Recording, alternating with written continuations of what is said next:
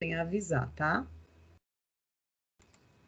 Então, muito bom dia. Estamos iniciando mais uma aula de ciências da semana. Essa é a última aula online do terceiro bimestre. Nós voltaremos com a aula online na semana do dia 19 de outubro, quando iniciaremos o quarto bimestre, pois a partir de agora todos os conteúdos trabalhados no centro de mídia vão ser revisão do que já aprendemos, tá? Por isso não faremos mais a aula online. Vale lembrar também que muitos alunos precisam enviar as atividades dentro do prazo, pois a escola está fazendo uma lista de recuperação com alguns alunos que não estão realizando essas atividades e que possivelmente serão chamados para retornarem às aulas presenciais futuramente em novembro, tá? Então, vamos todos aí fazer todas as atividades, inclusive de tecnologia e projeto de vida. Não é nota, mas é conceito, tá? Então, é importante e é uma matéria também que você pode ficar reprovado se você não fizer as atividades. Então, vou iniciar um compartilhamento aqui de tela.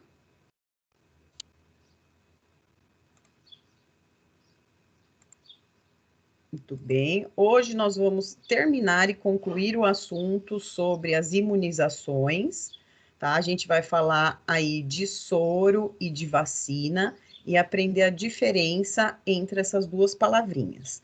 Então, para a gente começar, eu queria saber se alguém sabe o que é imunização, o que é imunizar.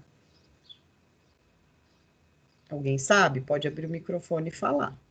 Se preparar contra alguma coisa, tipo, se imunizar contra o coronavírus é tomar uma vacina para o seu corpo já saber o que fazer caso você entre em contato com esse vírus. Tá, então imunização seria o seu corpo se preparar para receber algum agente infeccioso, é isso? Eu acho que é. Tá bom. Alguém tem alguma outra definição diferente do que a Isabela falou?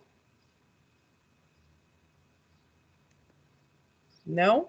Então vamos ver aqui no dicionário, Isabela, ó, o que é imunizar? Você consegue ler aí, Isabela, para mim, por favor? Fazer com que algo ou alguém se torne imune, que resiste à ação de agentes patogênicos, que não se deixa contaminar por uma doença infecciosa. O figurado o figurado. O figurado seria a definição no sentido figurado, né? O que é imunizar? Tá. Torna-se resistente. Tornar-se resistente a. Tornar-se insensível.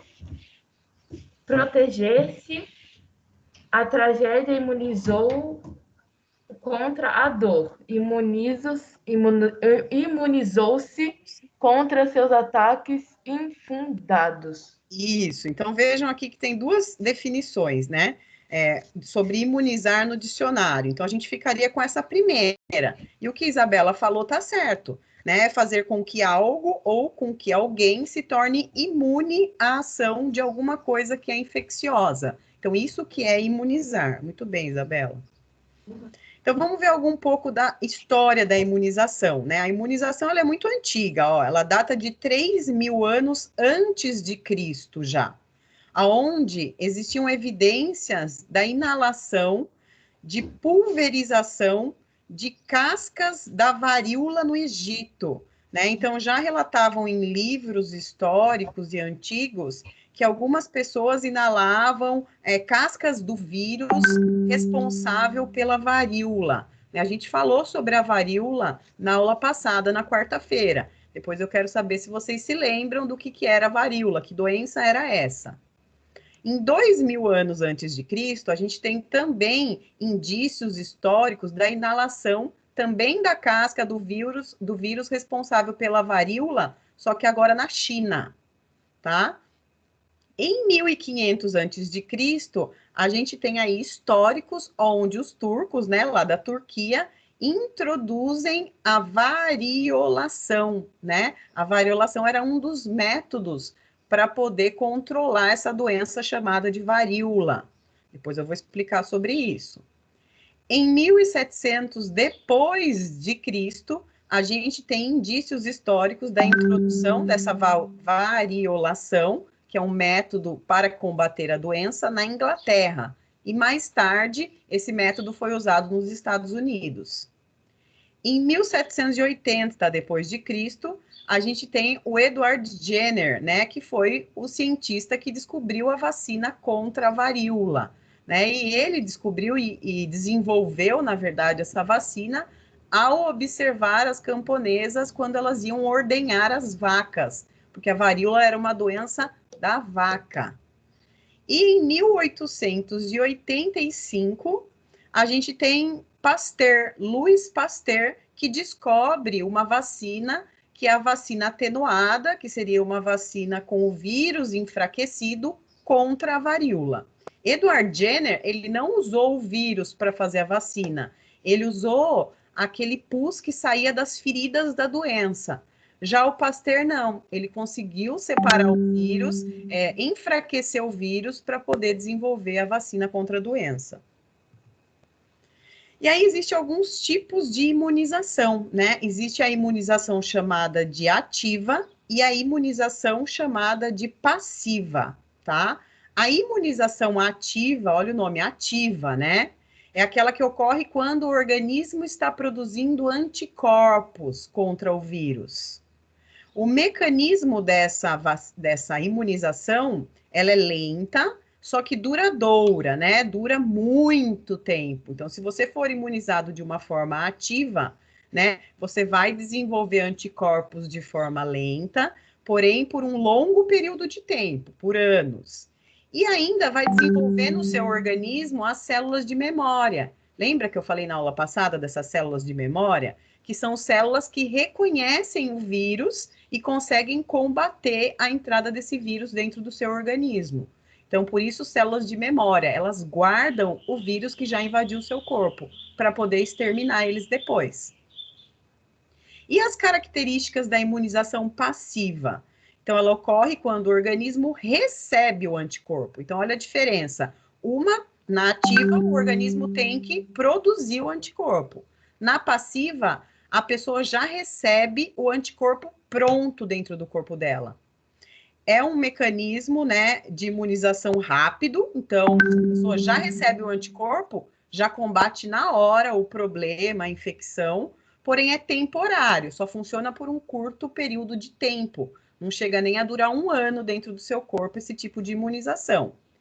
E não desenvolve as células de memória, né, o que acaba aí não sendo tão eficaz esse tipo de imunização, porque o seu corpo não reconhece mais os agentes causadores do problema e ele não consegue sozinho combater. Você vai ter que ser imunizado novamente.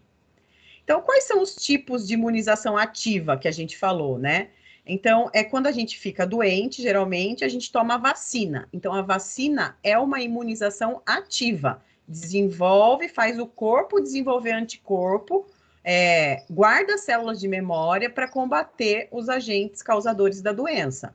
E a imunização passiva é o soro, tá? Então, seria durante aquele problema. Então, a pessoa teve um problema.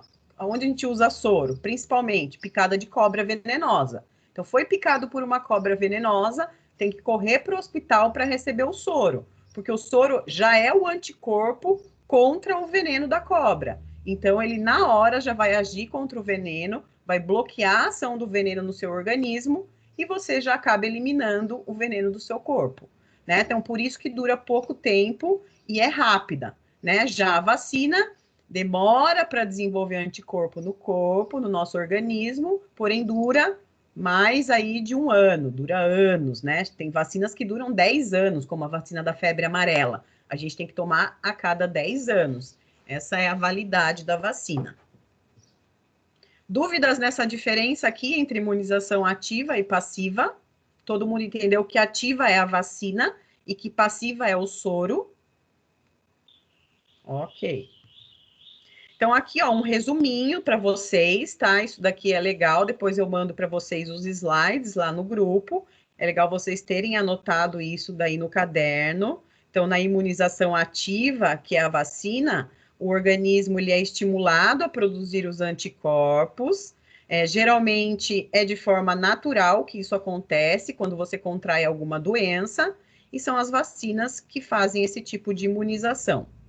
A imunização passiva, então, ela é feita pelo vírus terapêutico que trata o problema, né? Pode ser de forma natural. A amamentação é um tipo de imunização, por isso que dizem que as mães devem amamentar os filhos até 1 ano de idade, porque tem muitos anticorpos dentro do leite materno e deixa a criança imune a várias doenças da infância. E o nosso organismo, ele recebe, então, um anticorpo pronto, como é o caso do soro, do leite materno, tá? Por isso a importância da amamentação. E aí a gente vai voltar a falar um pouco da varíola, daquela doença que matou muita gente e que ficou mais de 100 anos no mundo e espalhado entre vários países, e demorou-se muito tempo para desenvolverem uma vacina contra ela. Quem lembra um pouco do que era varíola, o que a varíola causava, qual era o problema, como era transmitido? Alguém lembra alguma coisa sobre essa doença? Poderia compartilhar com a gente? Eu só lembro que ela deixava tipo um monte de bolinha na pele e depois saía e a bolinha ficava murcha, que nem uma bexiga. Isso, ela era conhecida como a doença da bexiga, né? Porque ela formava um monte, isso mesmo, Isabela, um monte de feridinhas no corpo. Essas feridas tinham pus amarelado, que se você estourasse, esse pus saía, e o vírus estava dentro dessas feridas, né? E aí, então, a pessoa que tivesse contato com uma pessoa contaminada pela varíola podia acabar tendo aí, desenvolvendo essa doença. Essa doença amedrontou muita gente por muitos anos aí, tá? Era uma doença muito perigosa. Alguém mais lembra alguma outra coisa sobre a varíola? Não? Então vamos ver um pouco sobre ela. Então a varíola, ela deixou mais de 300 milhões de mortos entre os anos de 1896 a 1980, quando de fato ela foi exterminada. Então ela foi exterminada, ou seja, ninguém mais teve varíola até o ano de 1980. Depois disso, nunca mais ninguém teve. Antes disso, olha quantos anos, né? Aqui a gente teve quase 100 anos da doença aí espalhando medo e terror em todo mundo. Então, qual é a história aí da doença? A doença atormentou a humanidade por mais de 3.000 anos, até figurões como o faraó egípcio Ramsés II, a rainha Maria II da Inglaterra e o rei Luís XV da França tiveram essa temida bexiga, né, que é a varíola. Bexiga era o nome que ela era conhecida. A vacina foi descoberta só em 1796, não contra a varíola, tá? A descoberta da vacina em si, né? De vacina. Foi descoberta aqui nesse ano, então antes da varíola. Porém, a vacina contra a varíola demorou mais tempo. Como que era a contaminação aí dessa doença?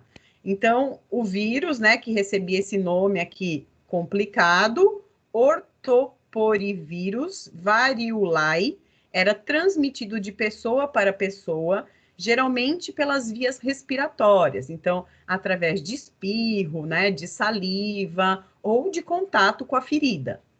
Os sintomas eram febre, seguido dessas erupções, né, essas feridas que geralmente pegavam a garganta, por isso a febre, boca e o rosto.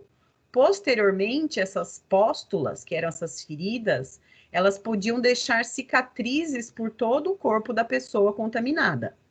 O tratamento contra ela seria erradicar ela do planeta, só que isso só foi possível em 1980, como eu já citei, após uma campanha de vacinação em massa. Então, o governo investiu muito na campanha de vacinação de todas as pessoas para que a varíola fosse exterminada aí do planeta. Então, vamos ver aqui um pouco da vacina, então, né? A vacina aí contra a varíola. Esse cara aqui, o Edward Jenner, foi aí o cientista pesquisador que conseguiu desenvolver.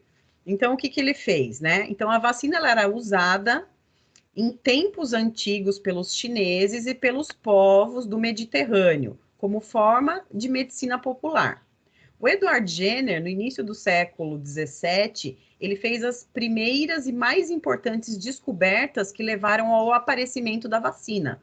Então, através de várias experiências de observação, ele chegou à conclusão de que se ele colocasse o vírus da varíola nos seus pacientes, esses iam ter menos probabilidade de posteriormente desenvolver a doença. Então, ele pegava o vírus, né? Ele injetava, passava, mas como que ele fazia? Ele injetava? Não, ele passava o vírus que estava na ferida das pessoas que tinham a doença, no corpo de alguma pessoa, né, em algum cortinho, alguma coisa. Esse vírus entrava de forma enfraquecida no organismo e a pessoa tinha tempo de desenvolver anticorpos contra ele. Então, ele não fez uma vacina, ele pensou no que ele podia criar para tentar evitar a doença. Então, a princípio, ele passava o vírus que saía da ferida do corpo dos doentes. Depois, posteriormente, ele conseguiu desenvolver uma vacina que era injetável. Então, era o vírus fraco, né? Então, o corpo tem a chance de poder aí desenvolver o anticorpo para combater a doença. Então, a vacina nada mais é do que isso. É um vírus enfraquecido ou atenuado. O que é atenuado? É morto, né? E ainda pode-se usar pequenos pedaços do vírus para poder colocar dentro da vacina e injetar no organismo de uma pessoa saudável. Aí essa pessoa começa a desenvolver células de memória contra esse vírus para combater essa infecção, essa doença. Aí eu falei aqui desse cara também, Pasteur, né? Louis Pasteur. Em 1879, o Louis Pasteur ele concluiu que se a gente injetar em um animal um micro-organismo atenuado, que seria um micro-organismo morto ou enfraquecido, esse micro-organismo ele não ia causar doença, mas sim ia proteger a pessoa de ter posteriormente surto, né, desses problemas aí que a humanidade passava, dessas doenças graves. Então, o Pasteur também ajudou aí no desenvolvimento da vacina. E ele desenvolveu a vacina contra a raiva, tá? O Pasteur foi responsável pela vacina antirrábica. Bom, qual a diferença, então, entre os soros e a vacina? Assim, enquanto as vacinas contêm antígenos e induzem o corpo a produzir os anticorpos, o soro já contém o anticorpo pronto. As vacinas, graças às células de memória, podem garantir a imunidade duradoura por muitos anos. Já os soros curam a doença e proporcionam uma proteção rápida e temporária, tá? Então, isso vocês têm que saber. A diferença entre vacina e soro. Tem que estar guardado aí na memória de vocês. Então, aqui de novo, outro slide mostrando essas diferenças, tá? Entre vacina e soro, o que eu já falei. A vacina é usada para prevenir doenças, não é para curar. E o soro é usado para curar problemas, né? Problemas aí geralmente relacionados com aí venenos, tá? Picadas aí de insetos, cobras. A vacina contém antígeno, inativo ou atenuado, antígeno seria o vírus fraco ou morto, e o soro contém anticorpos que são produzidos por um outro organismo.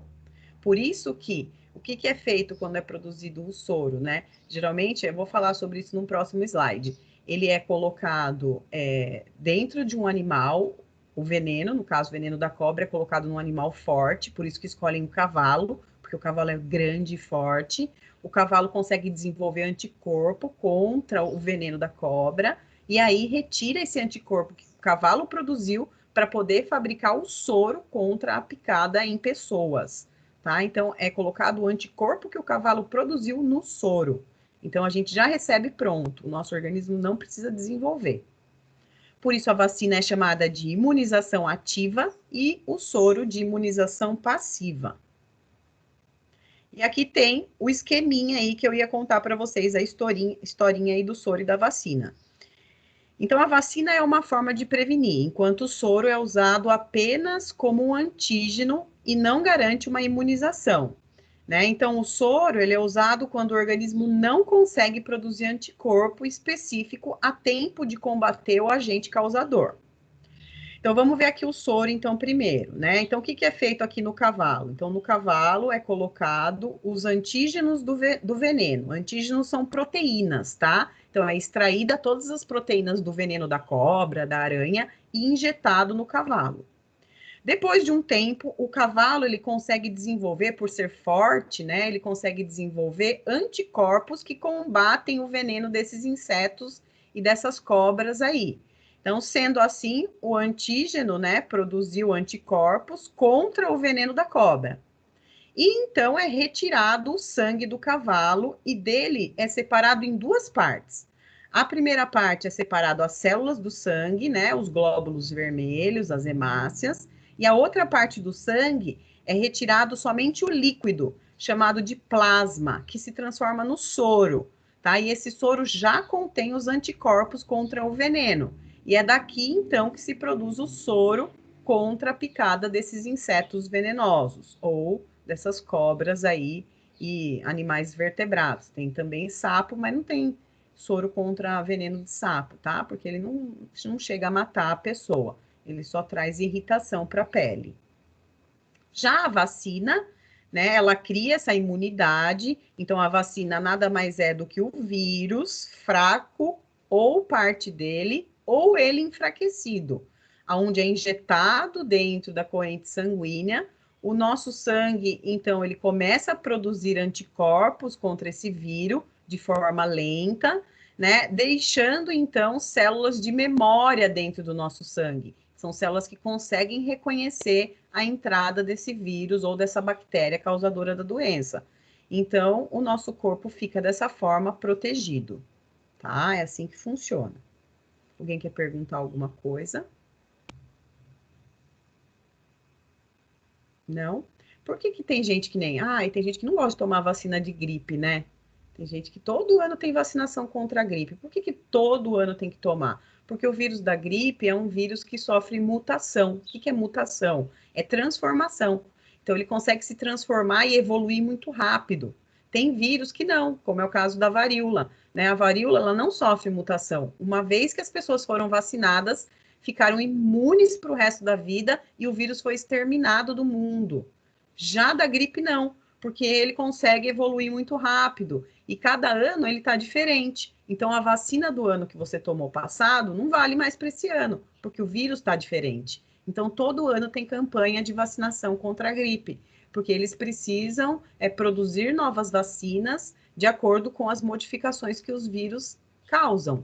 E geralmente, quando a gente é vacinado, em muitas vacinas pode dar febre, dor no corpo. O que que é isso? Isso é uma reação do seu corpo. Significa que o seu corpo está produzindo células de memória contra aquele vírus, né? Para que ele consiga aí desenvolver os anticorpos e combater o vírus quando ele de fato quiser entrar dentro do seu organismo.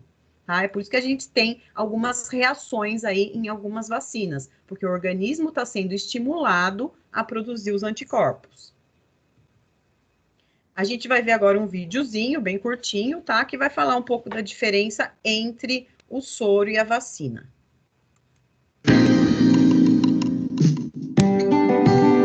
A vacina e o soro são utilizados para proteger nosso organismo de corpos estranhos. Mas você sabe quais as diferenças entre eles? A vacina é utilizada para a prevenção de doenças e é produzida a partir de antígenos inativados ou enfraquecidos de determinado micro-organismo, que ao serem introduzidos no nosso corpo, estimulam a produção de anticorpos, protegendo-o contra um possível contágio. O soro é utilizado para a cura de doenças e intoxicações, pois já contém anticorpos que foram produzidos por outros organismos. Ele é indicado para casos em que é necessário um tratamento rápido, como contra a picada de animais peçonhentos, no tratamento de algumas doenças e para diminuir a possibilidade de rejeição em transplantes. Para mais dicas, acesse nosso site. Guia de Profissões, sempre uma boa dica para um bom estudo.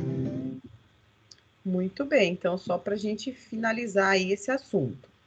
Aí aqui a gente tem, então, um esqueminha mostrando como age a vacina, né? Então, a pessoa recebe a vacina, a gente tem na vacina, então, esse vírus inativado, enfraquecido, né? Que pode ser responsável por causar a doença.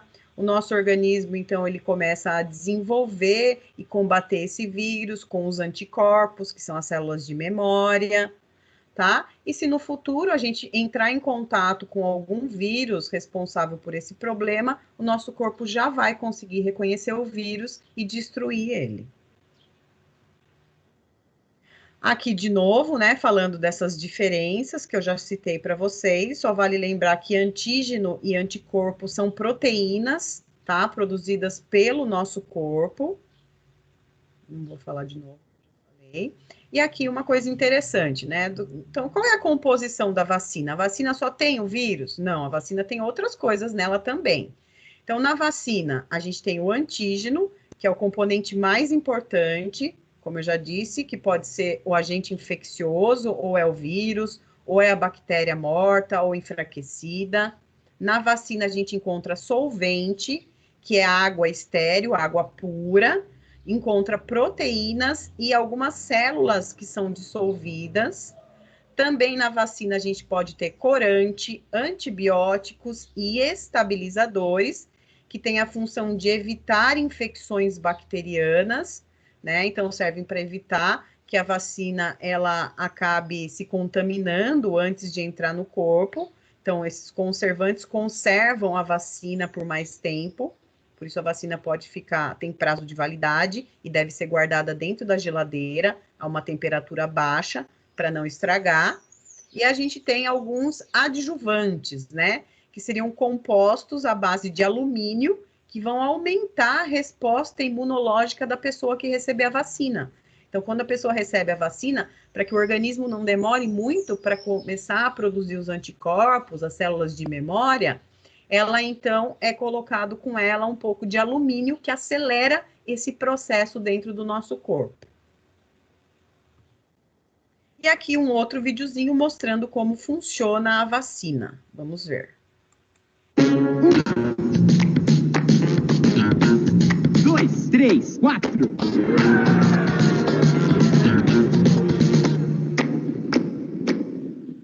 No episódio de hoje, como funcionam as vacinas? Você já reclamou de dor quando tomou alguma vacina? Saiba que essa dorzinha não é nada perto das doenças que ela ajuda a combater. As vacinas permitem ao nosso sistema imunológico conhecer alguns micro-organismos nocivos, como vírus e bactérias, e assim estimular a criação de anticorpos, sem que tenhamos que desenvolver a doença. Vacinas produzidas a partir de micro-organismos mortos ou das toxinas produzidas por eles são as mais seguras, mas são necessárias mais de uma dose para criar uma proteção prolongada. Já as produzidas com micro-organismos vivos enfraquecidos são as que melhor estimulam o sistema imunológico, necessitando apenas de 1 ou 2 doses e mantendo a imunização por muitos anos ou até mesmo pelo resto da vida. Muito interessante, não? Nos vemos na próxima.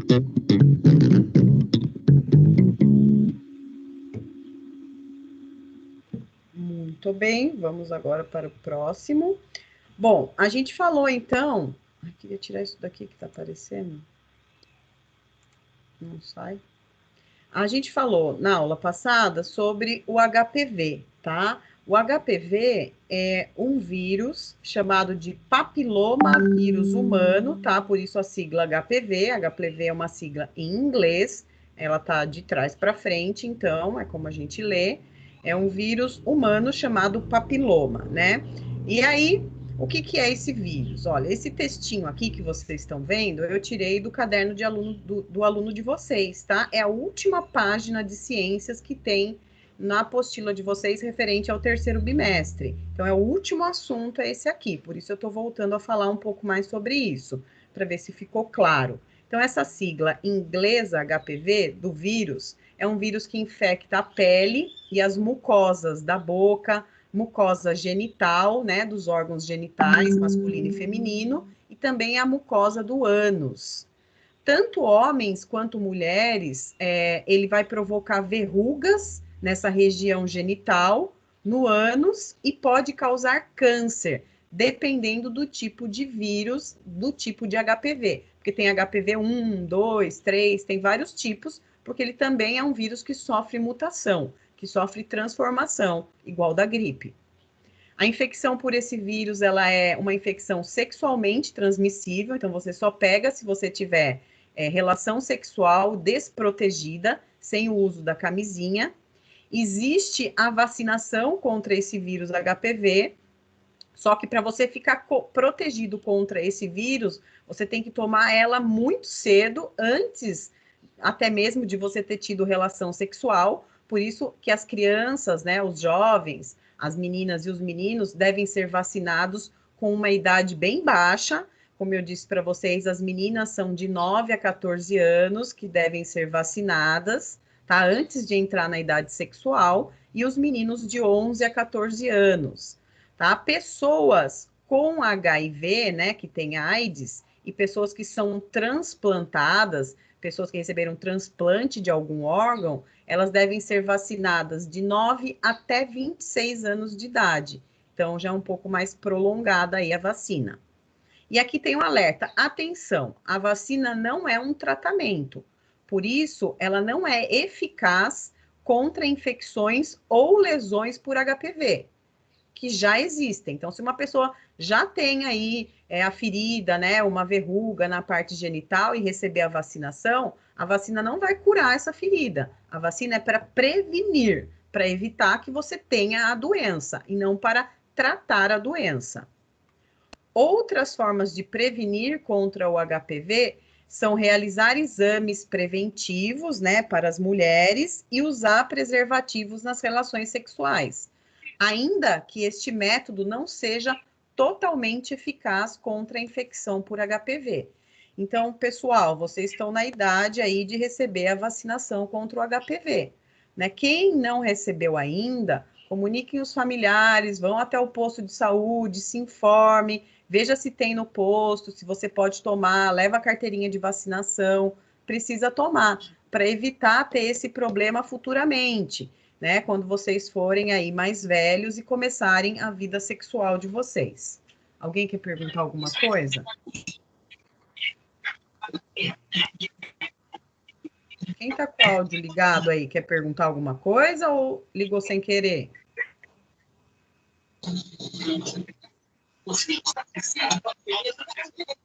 Desliga o áudio pro pessoal, por favor, tá dando interferência. Tem uma TV ligada.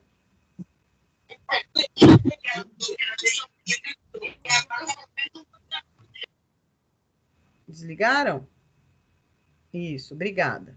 Então, quais são os sintomas, né? A maioria das pessoas que têm o HPV não sabe que estão infectados, porque o vírus ele fica alojado na pele e nessas mucosas e normalmente não tem sintoma nenhum, né? Então, você só vai saber que você tem um HPV depois quando o vírus já ficar desenvolvido no seu corpo e aparecerem as verrugas nessa genital, tanto do homem quanto da mulher.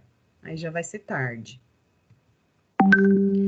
O papel da vacina, né? O que a vacina faz aí contra o HPV? Então, ela previne infecções em pessoas que são aí portadoras, né, do vírus.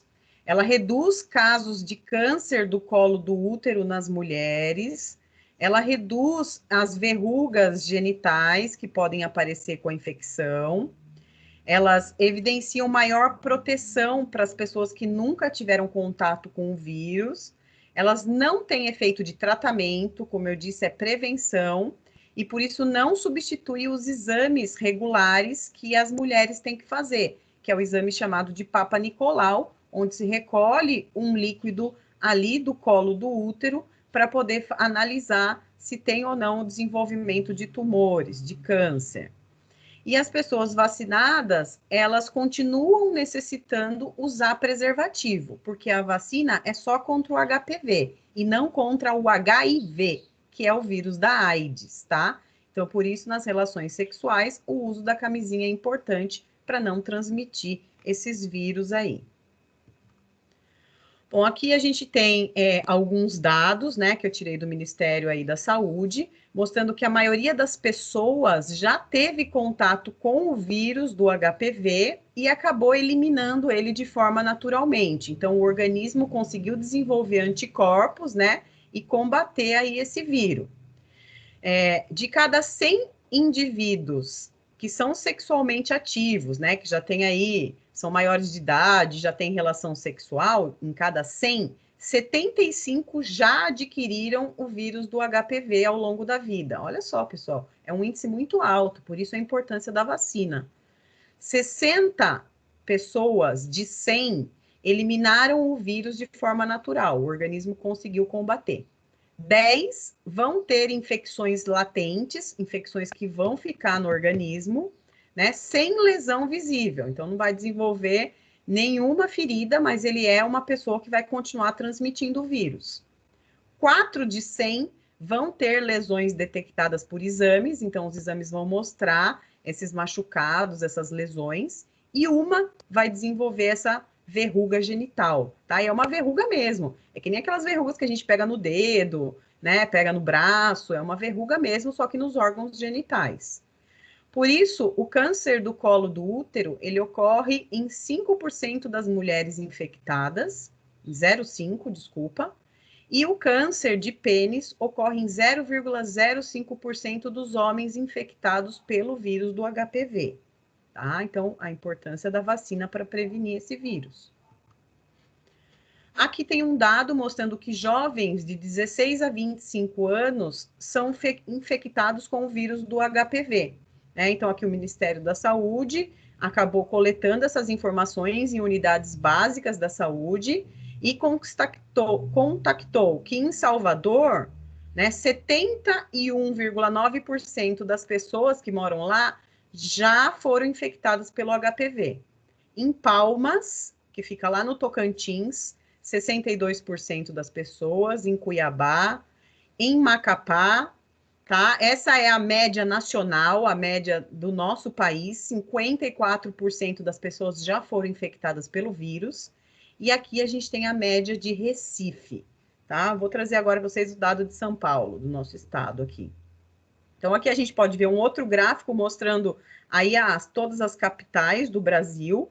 E se a gente pegar aqui São Paulo, que está nessa linha cinza claro, a gente vê que 52% das pessoas que moram no estado de São Paulo já foram infectadas pelo vírus HPV. Só que, como a gente viu, a grande maioria acaba conseguindo eliminar esse vírus.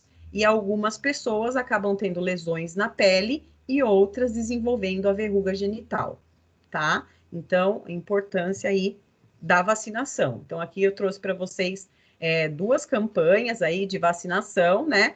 Vacinação contra o HPV, proteja o futuro de quem você mais ama, né? A vacina é segura, para se prevenir é preciso tomar 2 doses da vacina, tá? Então, você vai tomar uma dose, depois de um tempo você volta e toma a segunda dose. E aí, as meninas aí com idade de 9 a 14 anos devem ser vacinadas, e os meninos também de 11, né? Os meninos são um pouco mais velhos, de 11 a 14 anos devem ser vacinados. Então, converse com os familiares de vocês, conversem com o pai, com a mãe, quem é o responsável por vocês, e pergunte se você já recebeu a vacina contra o HPV, tá? É importante. E aqui a gente conclui esta aula, a última aula do terceiro bimestre. Não saiam, eu vou voltar aí com vocês. Muito bem, voltando aqui. Vocês têm alguma dúvida? Alguém quer perguntar alguma coisa? Lembrando que esta aula é para fechar o assunto referente ao terceiro bimestre. Acabou o conteúdo de terceiro bimestre de ciências. Né? As próximas aulas do Centro de Mídia vão ser aulas de revisão sobre tudo que vocês já viram o ano inteiro. Não são aulas gravadas, não é reprise, são aulas novas, porém revisando o tema, é importante assistir. E a nossa aula online aqui pelo Teams vai voltar no dia 19, na semana do dia 19 de outubro, tá? Que daí já vai ser referente a temas e conteúdos do quarto bimestre. Então, a gente vai dar aí uma pausa de 3 semaninhas, né, nas nossas aulas online, certo? Alguém quer perguntar alguma coisa? Eu vou encerrar aqui a gravação.